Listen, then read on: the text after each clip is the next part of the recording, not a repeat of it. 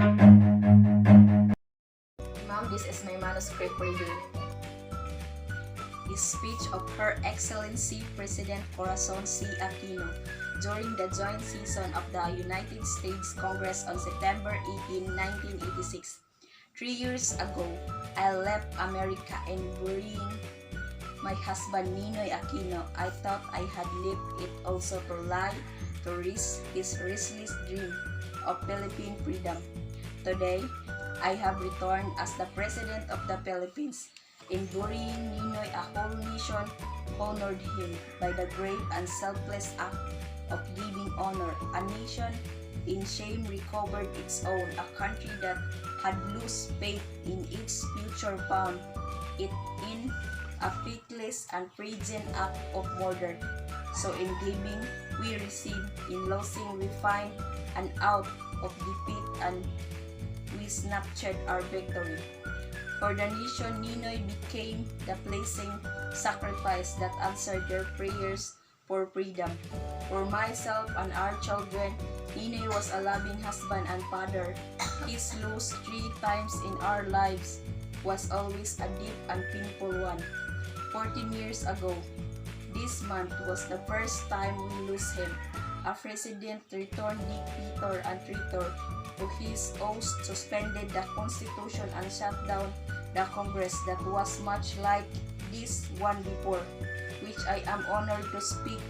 He detained my husband along with thousands of other senators, publishers, and anyone who had spoken for the democracy as its end drew near. But for Ninoy, a long and cruel ordeal was received. The dictator already knew that Ninoy was not a body merely to be imprisoned, but a spirit he must break forever. As the dictatorship demolished one by one the institution of democracy, the press and the Congress, the independence of the judiciary, the protection of the Bill of Rights, Ninoy kept their spirit alive in himself. The government sought to break him by indignities and terror. They locked him up in a tiny, nearly airless cell in military camp in the north. They stripped him naked and held the threat of sudden midnight execution over his head. Ninoy held up manfully all of it. I barely did as well for 43 days. The authorities would not tell me what had happened to him. This was the first time my children and I felt we had lost him. When I didn't work, they put him on trial for subdivision murder and a host of other crimes. Before a military commission, Ninoy challenged its authority and went on a fast. If he survived it, then he felt God intended him for another fate. We had lost him again, for nothing would hold him back from his determination to see his path through to the end. He stopped only when it dawned on him that to see the fast through to end. Thus, he stopped only when it dawned on him that government would keep his body alive after the past had destroyed his brain, and so with barely any life in his body, he called of the past. On the 14th day, God met him for another thing. He felt he did not know that an early death would still be his fate, that only the timing was wrong. At any time during his long ordeal, Ninoy could have made a separate peace with the dictatorship as so many of his countrymen had done, but the spirit of democracy that inheres in our race and enemies, his chamber could not be allowed to die. He held out in the loneliness of his cell and the frustration of exile.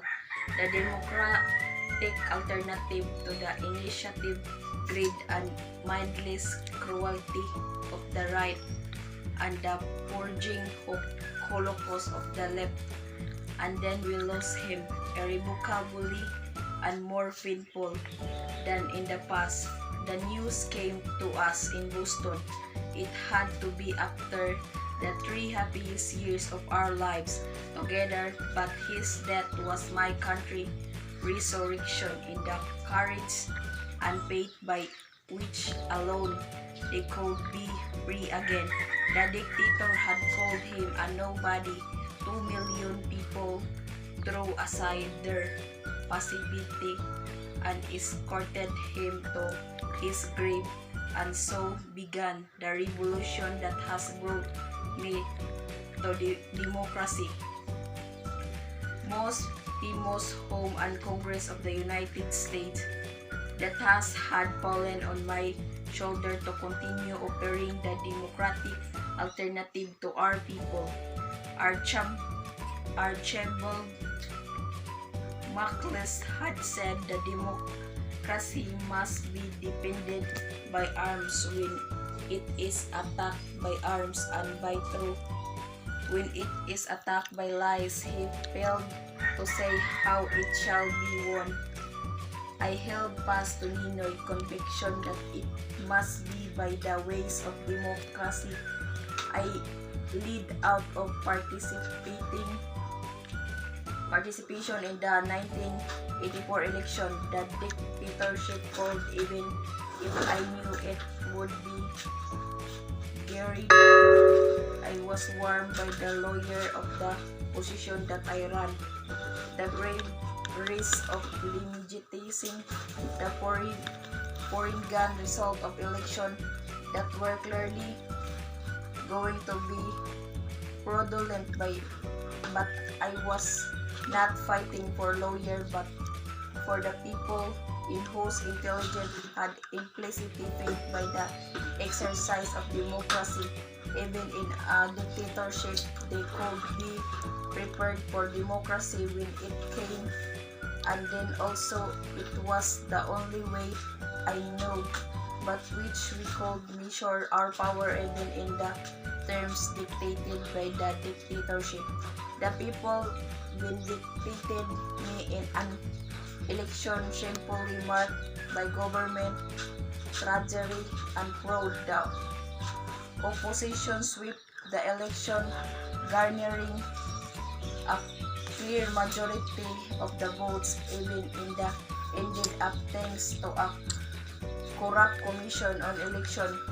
We barely a third of the seats in Parliament. Now I know our power. Last year, in an excess of arrogance, the dictatorship called for its doom in a snap election. The people obligate with over 1 million signatures. They drafted dramatically unfolded on your television screen and across the front page on your newspaper. You saw a nation armed with courage and integrity stand fast by democracy against threats and corruption. You saw women poll watchers break out in tears as warm guns crashed the polling places to steal the ballots, but just the same they tied themselves to the ballot boxes. You saw people so committed to the ways of democracy that they were prepared to give their lives for its pale imitation. At the end of the day, before another wave of fraud could distort the result, I announced the people victories. The distinguished co-chairman of the United States observed them in his report to your president described the victory. I was witness to an extraordinary manifestation of democracy on the part of the Filipino people. The ultimate result was the election of Mrs. Corazon C. Aquino as president and Mr. Salvador Laurel as vice president of the Philippines. Many of you here today played a part in challenging the policy of your country toward us.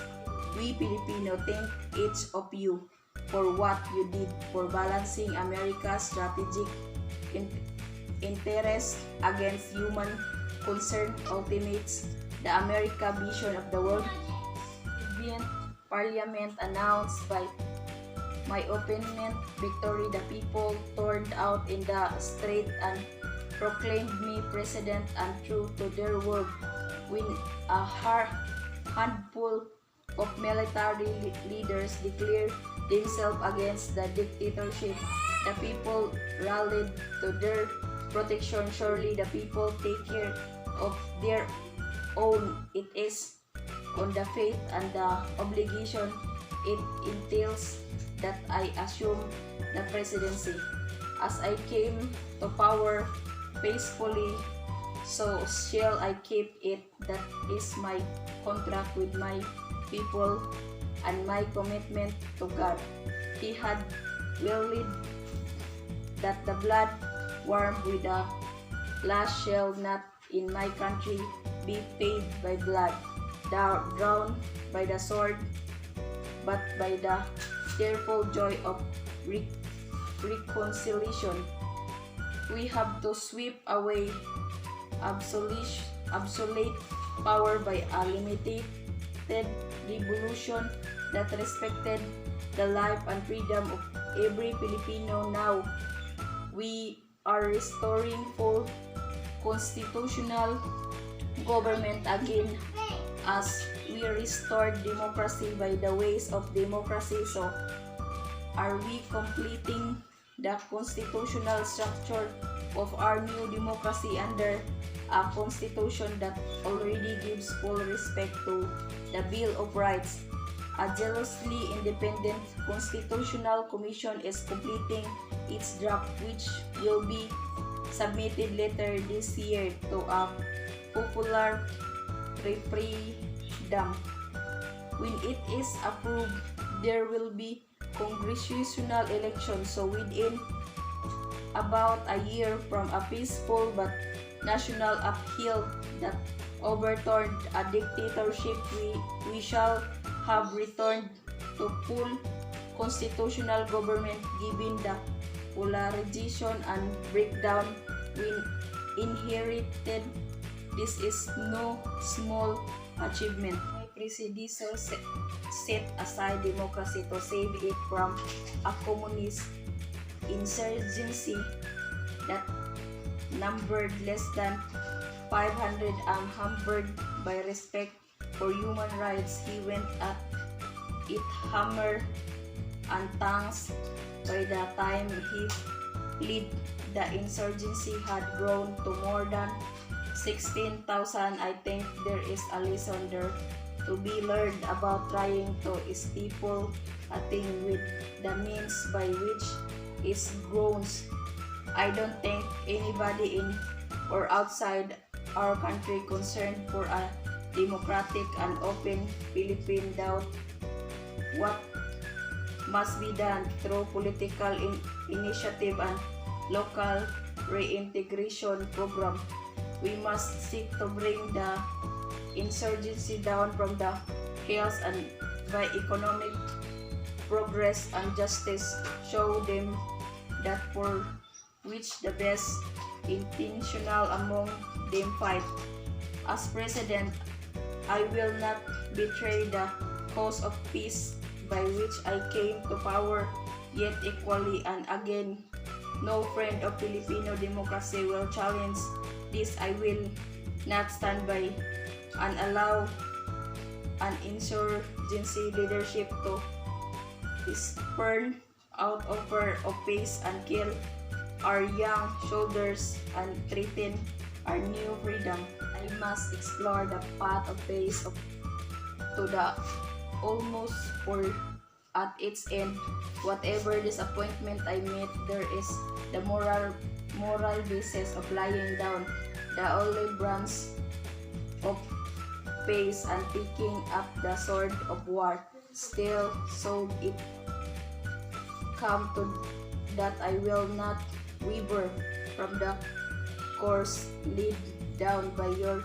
great liberators, with malice towards none, with clarity for all, with fairness in the rights as God give us to see the right. Let us finish the work we are in to bind up the nation, hound to care for him who shall have borne the battle, and for his widow and for his orphans, to do all which might achieve and cherish a just and lasting peace among ourselves and with all nations. Lincoln, I understand that force may be necessary before mercy. Like Lincoln, I don't release it yet. I will do whatever it takes to define the integrity and freedom of my country. Finally, may I turn to that other Salisbury, our 26 million foreign deed. I had said that we shall honor it, yet must the means by which we shall be able to do so be kept from us. Many conditions imposed on the previous government that stalled this did continue to be imposed on us, who never benefited from it, and no assistance or liberality commensurate with the calamity that was visited on us has been extended. Yet ours must have been the cheaper revolution ever. With little help from others, we Filipino fulfilled the first and most difficult condition of the negotiation, the full restoration of democracy and responsible government. Elsewhere and in other times of more stringent world economic condition, Marshall plans and their like were felt to be necessary companions or returning democracy. When I met with the President Reagan yesterday, we began an important dialogue about cooperation and the strengthening of the friendship between our two countries. That meeting was both a confirmation and a new beginning, and should lead to positive result in all areas of common concern. Today, we face the aspiration of a people who had known so much poverty and massive unemployment for the past 14 years, and yet offered their lives for the obstruction of democracy. Wherever I went in the campaign, slum area, or empowerment village, they came to me with one cry: democracy, not food. Although they clearly needed it, but democracy, not work. Although they surely wanted it, but democracy, not money, for they give what little that had to me. Campaign, they didn't expect me to work a miracle that could instantly put food in their mouths, clothes on their back, education in their children, and work that will put dignity in their lives. But I feel the pressing obligation to respond quickly as the leader of a people so deserve of all these things. We face a communist insurgency that feeds on economic deterioration, even as we carry a great share of the free world defenses in the Pacific. These are only two of the many burdens may people carry, even as they try to build a world and enduring house for their new democracy that may serve as well as a redoubt for freedom in Asia.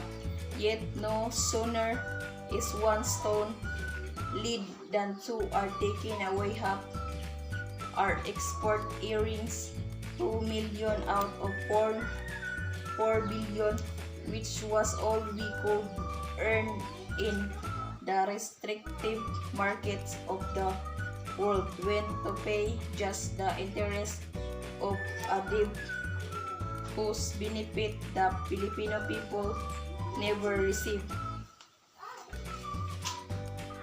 Still we fought for honor, and if only for honor we shall pay, and yet should we have to wring the payments from the sweat of our men's faces and seek all the wealth built up by the bondsman.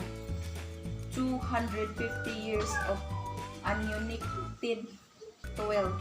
Yet to all American, as the leader of a proud and free people, I address this question: has three been a greater test of national commitment to the ideas you hold dear than that my people have gone through? You have spent many lives and much treasure to bring freedom to many lands that were reluctant to receive it, and here you have a people who want it by themselves and need only that help to preserve it. 3 years ago I said, "Thank you, America, for the haven from oppression and the home you gave Ninoy, myself, and our children, and for the 3 happiest years of our lives together." Today I say, join us, America, as we build a new home for democracy, another haven for the oppressed, so it may stand as a shining statement of our two nation commitment to freedom.